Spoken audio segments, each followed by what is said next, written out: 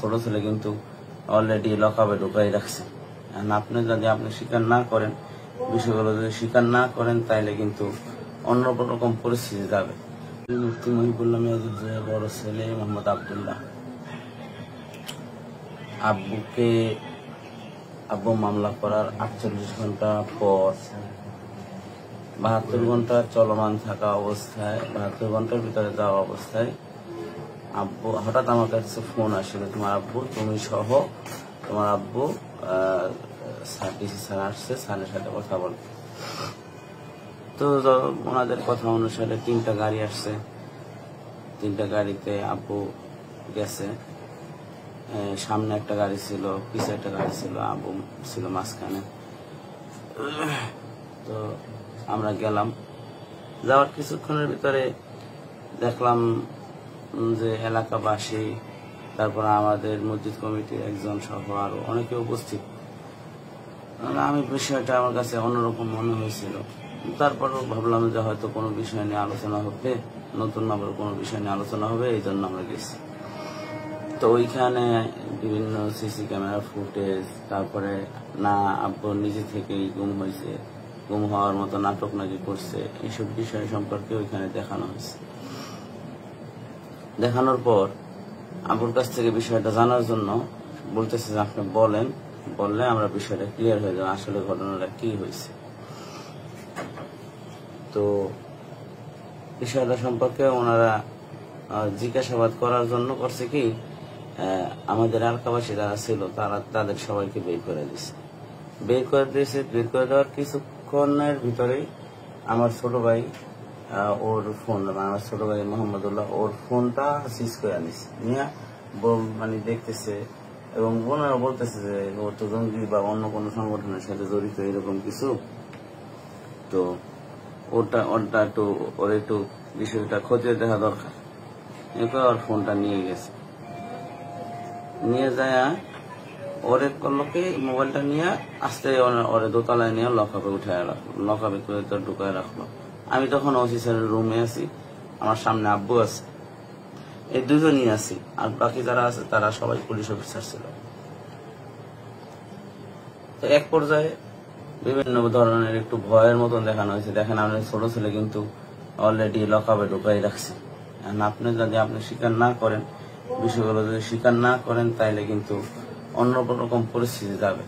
তখন আমি বলছি যে আপু, আপনি যতটুকু জানেন বা করেন, আর আপনি স্বীকার করেন, নাইলে কিন্তু আরো বেশি পরিস্থিতি যাবে। এর ঘটনা কিন্তু ওনারাই পালাক্রমে চলমান রেখার ভিতরে আমার কথা বের হয়ে যা বললো, তুমিও বের হয়ে যাও। তা আমি বের হয়ে করলাম কি, আমি দোতলায় যাই তিতুমিরের সাথে দেখা করলাম, আমার মোহাম্মদুল্লাহ তিতুমির, আমার ছোট ভাইয়ের সাথে দেখা করলাম। তো বললাম যে ভাই, তুই যদি কোনো জঙ্গি সংগঠন বা কোনো কিছুর সাথে জড়িত থাকস, তাহলে তুই বলে দে না। ওরে আবার এভাবে বলার কারণ হলো, গত 1 বছর যাবৎ আমি এই বাসায় থাকি না, তিতুমির আর আব্বু এরা যে বাসায় থাকে, এই বাসায় থাকি না, আমি আলাদা বাসায় থাকি। তা আমি ভাবলাম যে হয়তো এর ভিতরে অন্য কিছু হইতেও পারে। তাই আবার এই সেন্সই বলছি যে তুই যদি জঙ্গি কোনো সংগঠনের সাথে জড়িত থাকস, তুই বইলা দে, সত্য যেটা এটা বইলা দে। কারণ আমি তো জানি যে ও কি টাইপের মানুষ। তারপরে ওনাদের সামনে আমি বলছি। তো এরপর আমি নিচে আসছি, নিচে এসে দেখি যে ওসি স্যারের রুমে খাওয়া দাওয়া মতন, একটা নাস্তার মতন হচ্ছে, যে আপেল, তারপরে ড্রাগন ফল সহ পেয়ারা, এগুলো খাওয়া দাওয়া হচ্ছে, বিস্কুট খাওয়া দাওয়া হচ্ছে। তো ওসি স্যারের রুমে ঠিক বিপরীত পাশে আমি বসাচ্ছিলাম। তো পুলিশ অফিসার যারা ছিল তারা সবাই আমারও বলতেছে যে ভাই আপনিও খান। আমি তখন ভাবলাম, বললাম যে ভাই, আমার তো ছোট ভাই তো লকআপে আছে, আমার তো পানি তো ঢুকতে আসে না, আমার গলার নিচে তো পানি নামতে আসে না, তো ইয়া করবো কেমনে, কিছু খামো কেমনে, আমার যখন খাওয়া প্রয়োজন হবে আমি তখন বলবো না। তো এর কিছুক্ষণের ভিতরে আমি বললাম যে আমি তো ভাবলাম যে আমি তো এসে নামাজ পড়ি নাই, তো নামাজ পড়ার জন্য একটু বের হয়ে যাব। তো বের হওয়ার জন্য সামনে আগাইছি। এর ভিতরে সামনে যে থানায় ঢোকার সময় যে সেন্ট্রি থাকে, সেন্ট্রি বলতেছে ভাই আপনি এদিকে আইসেন না, আপনি ভিতরের দিকে যান, ভিতরে থাকেন, এদিকেই থাকেন, এভাবে বলতেছে, আপনি ভিতরের দিকেই থাকেন, বাহিরে যাওয়া যাবে না বা এরকম কিছু এরকম বলে না, কিন্তু আমার ধৈর্য নিয়ে ভিতরে আবার ঢোকাই দিছে। কিন্তু থানার কমপ্লেক্সের ভিতর, মানে থানার বিল্ডিং এর ভিতরেই। তো এর কিছুক্ষণের ভিতরেই দেখি যে আব্বু ওরে বসা থেকে দাঁড়ায়া, ওসি স্যারের রুমটা তো ফ্রস্টেড গ্লাস দিয়ে আটকানো, তো দরজাটা ফ্রস্টেড গ্লাস দিয়ে করা। তো আমি ভাবছি যে দেখতেছি যে আব্বুর এখানে এসে এই পাশে, মানে ওসি স্যারের রুমে ঢোকার পরে যে হাতের ডাইন পাশে যে ওয়ালটা, এই ওয়ালের এখানে দাঁড়া করে, তারপরে হয়তো দাঁড়া করাইছে এরকম দেখছি। ভিতরে কি চলতেছে ভাই এটা কিন্তু আমরা কেউই জানি না।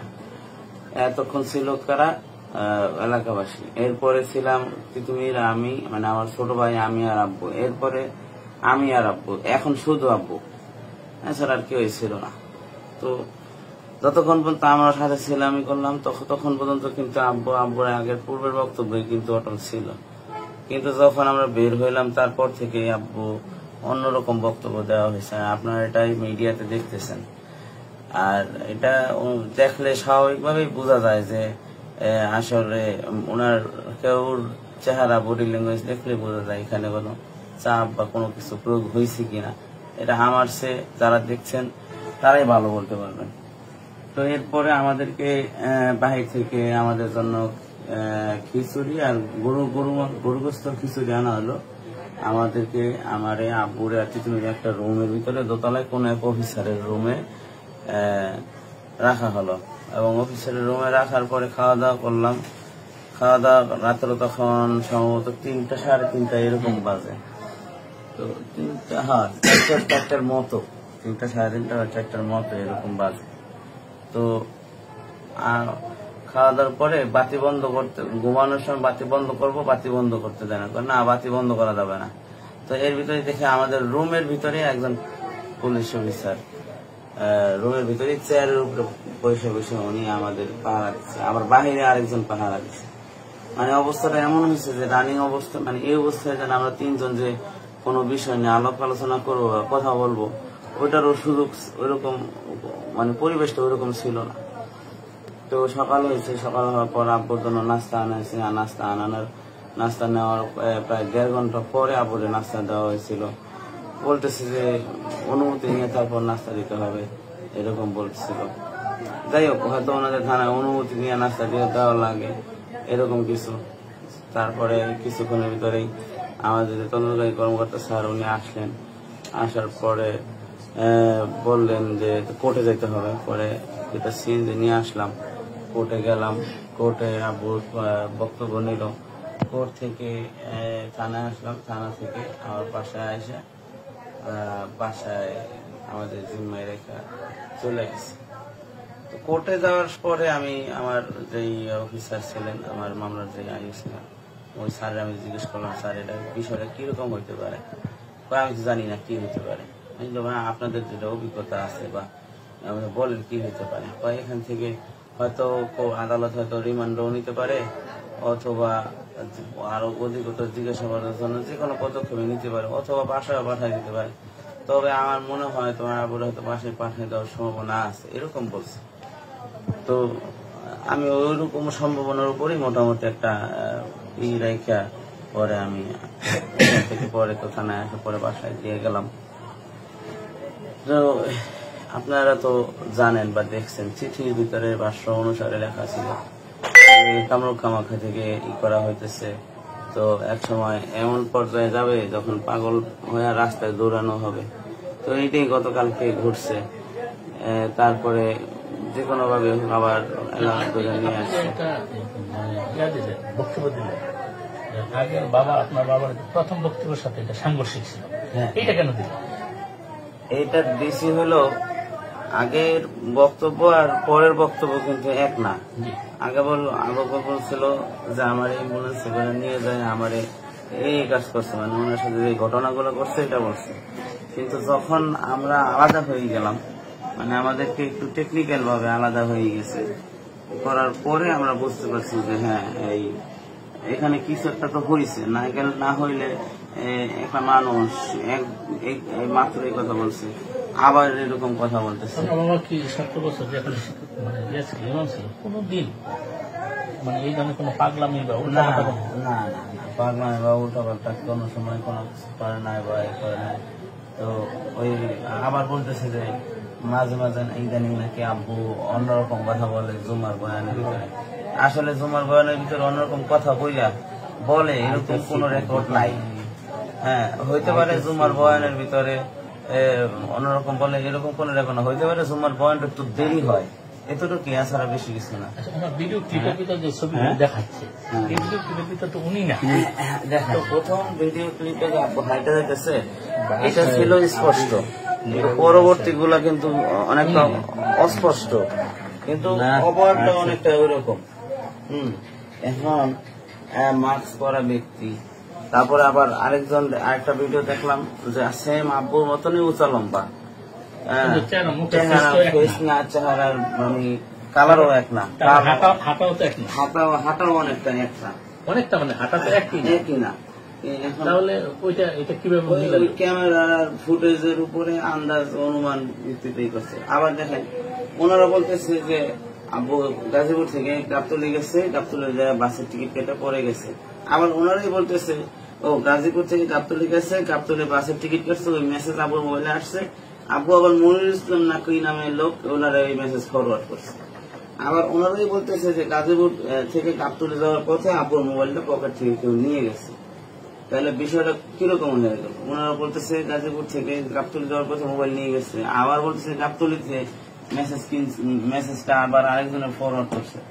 বিষয়টা সাংঘর্ষিক। আবার এখানে দেখলাম যে আব্বুর পাগড়ি ছিল কালো, ওইখানে যায় আবার লাল রঙের। আপনার তো বুঝার কথা যে আপনার আব্বুর হাঁটা, আপনার আব্বুর চেহারা দূর থেকে বুঝার কথা যে এটা আমরা বুঝতেছি সাধারণ মানুষ যে দুইটা ব্যক্তি এক না। তা আপনার তো সহজে বুঝার কথা যে এইটা আমার আব্বু না। এটা কি আপনারা এখন বুঝতে পারছেন না? এখন দেখেন, ওখানে থানায় যাওয়ার পরে মুভমেন্ট, ওনাদের অ্যাটিটিউড মুভমেন্টের কারণেই আমরা এমন একটা সিচুয়েশনের ভিতরে চলে গেছি। আপনি আমার পাশ থেকে আমার ছোট ভাই লকআপে নিয়ে গেছে, তাহলে আমি কি সিচুয়েশনে থাকতে পারবো? এটাই।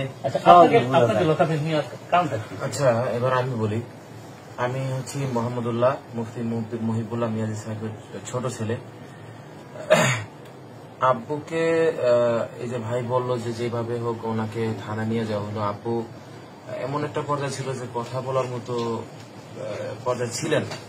তবু আব্বুকে নেওয়ার পরে ওনারা যে এভিডেন্স গুলো, আমি এখনো জানি না যে আসলে সত্যটা কি। তো যে এভিডেন্স গুলা ওনারা সামনে রাখছেন, যে সিসি ক্যামেরা ফুটেজ দেখাইছে, শ্যামলী বাসের টিকিট, গাবতলী হাটের সিএনজি দিয়ে যাওয়া, অটো দিয়ে যাওয়া, এসব কিছুই করছে। এই সমস্ত কিছু যে ওনারা দেখাইছেন, দেখানোর পরে আব্বুকে আমি এইগুলার এইগুলা যে দেখাইছে ওনারা, বা এগুলা করছে হাঁটার ভিডিও, যে এইসব কিছুই করছে, সিএনজি দিয়ে যাওয়া এগুলার ভিডিও নাই, তারপরে অটোর ভিডিও নাই, গাবতলীর হাটে যে গেছে এভাবে কোনো ইয়া নাই। এই যে এটা দেখাইছে, দেখানোর পরে আমি আব্বুকে জিজ্ঞেস করছি যে আপনি কি সত্য এগুলো করছেন? আমি আব্বুকে অনেকবার জিজ্ঞেস করতেছি, ওনারা জিজ্ঞেস করতেছে, আমিও জিজ্ঞেস করতেছি আপনি এগুলো করছেন কিনা। তো আব্বুকে দেখলাম যে মানে আমি এখানে উত্তেজিত হয়ে যেতেছি যে আব্বু এগুলো কিভাবে সম্ভব করে, একটা মানুষ কিভাবে এটা সম্ভব। আমি তো ওনার আগের কথার উপরে সমস্ত নিজের দায়িত্ব পালন করতেছি, কিন্তু এটা কিভাবে সম্ভব, একটা মানুষ এইভাবে কিভাবে করে। তো এইটা আসলে মানে দেখার পরে আমি আব্বুকে জিজ্ঞেস করি যে এরকম কিছু করছেন কিনা। তারপরে বলতেছে যে না। পরে ওনারা আমার ফোনটা নিল, নেওয়ার পরে দেখতেছে যে আমার এখানে আরবি দিয়ে কিছু নাম সেভ করা, এবং আমি মাথায় তালেবানের যে পাগড়িটা আছে ওইটা পরি। এটা তো বাংলাদেশ সবাই পরে, ওলামায়ে কেরাম হোক, ছাত্র হোক, সবাই পরে। ওই হিসাবে মানে আমি যেহেতু মাদ্রাসায় পড়ি, দিনই লাইনে থাকি, এখন আরবি দিয়ে নাম সেভ করতেই পারি। যাই হোক, স্যারেরা কিভাবে এটা নিয়েছে জানি না, ওনারা আমার ফোনটা দেখে এবং বলে যে আমি মনে হয় কোনো জঙ্গি সংগঠনের সাথে অ্যাড আছে, এটা ওনারা সন্দেহ করে। তারপরে হঠাৎ করে দেখে আমার ফোন সিজ করে ফেলাইলো। তারপরে আমাকে লকআপে রাখতে নির্দেশ দিল বড় স্যার, আমাকে লকআপে রাখা হলো। এর মধ্যে আমি আব্বুকে অটোর দেখে গেছি প্রথম কথায় যে আমাকে অ্যাম্বুলেন্সে ওঠানোর পরে আমার আর কিছু মনে নাই, এই কথার উপর আমি অটো রেখে গেছি। এবং এই কথার উপর অটো রেখে গেছি যখন দেখতেছি আব্বু, আমি নিজে উত্তেজিত হইতেছি, আব্বু আমাকে অটল রাখার চেষ্টা করছে। মানে উনি একজন, এখন উনি অবস্থা ওনার কিরকম আপনারাই ভাবতে পারতেছেন, কিন্তু উনি আমাকে অটল রাখার চেষ্টা করতেছে যে তুই অটল থাক, তুই ধীর স্থির থাক। কিন্তু লকআপ থেকে 4 ঘন্টা পর যখন আমি আসি তখন দেখি আব্বুকে তারা যেরকম ভাবে উপস্থাপন গুলা করছে, ওনারা নিজেদের মতো না কি করছে জানি না। তো ওই হ্যাঁ আব্বু বলতেছে হ্যাঁ আমি অটোতে করে এখানে গেছি, অটোতে সিএনজি করে এখানে গেছি, মন চাইছে এখানে আমার কানে কানে কে যেন বলতেছে আমি এরকম গেছি। তারপরে আমি বাসের টিকিট করে করলাম, বাসে করে পরে এখান থেকে আবার 100 টাকা কমিশন কে যেন খাইলো। তারপরে আবার ওইখান থেকে আমি আবার এই পঞ্চগড় নামলাম, শিকল একটা পাইলাম, একটা পলিথিনের ভিতরে নিজেই প্রস্রাব করতে বসলাম, চালা পাইলাম নিজে। পরে ঠান্ডার কারণে যে আমি এখন ইয়া করবো এটা বুঝতে পারিনি, এই যে জিনিসটা যে পরে আব্বু নিজের পাই নাকি শিকল পাইলা ওইখানে ই করা হয়ে গেল। এখন এই বিষয়টা আসলে এইটাই মানে আমি এখানে ছিলাম না 4 ঘন্টা যাবত। এই যে ভাই বর্ণনা দিল এটা আমি নিজে মনে হচ্ছে যে এটা ভয়ভীতির কারণে মনে হয়েছে বা তাদের এটা হইতে পারে, এটা হতে পারে। আপনি নিজে ভয় পেয়েছিলেন? আমি তো ভয় পেয়েছিলাম, আমি লকআপের ভিতরে কান্না করে বলছি দেখেন আমাকে আপনারা ছাড়েন, আসলে আমি কি দোষ করছিলাম। আপনাকে তো লকআপে দেওয়ার কোনো কারণ নাই, কারণ আপনি তো কোনো অপরাধ করেন নাই। বলতেছে যে না আমি নাকি জঙ্গি কোনো সংগঠনের সাথে ছিলাম। পরে যখন আপনি প্রতিবাদ করেন নাই যে আমি জঙ্গি সংগঠন, প্রমাণটা দেন। আসলে ওইখানে বললো যে ভাই এমন কোন পরিস্থিতি ছিল না যে আমরা এখানে কিছু বলবো বা বিষয়টা সিচুয়েশনটা এমনই ছিল আর কি। এখন কি আপনারা চান না যে ঘটনা সুস্থ তদন্ত হয়ে? অবশ্যই চাই, অবশ্যই চাই। এবং তদন্ত হইতেছে, অবশ্যই শুধু পুরো বাংলাদেশের এমন সব আলেমদের আমরা যে ঐক্যভাবে থাকতেছি এটার উপরে এখন প্রশ্ন দাঁড়াইতেছে যে আসলে কি হইতেছে, এইটাই।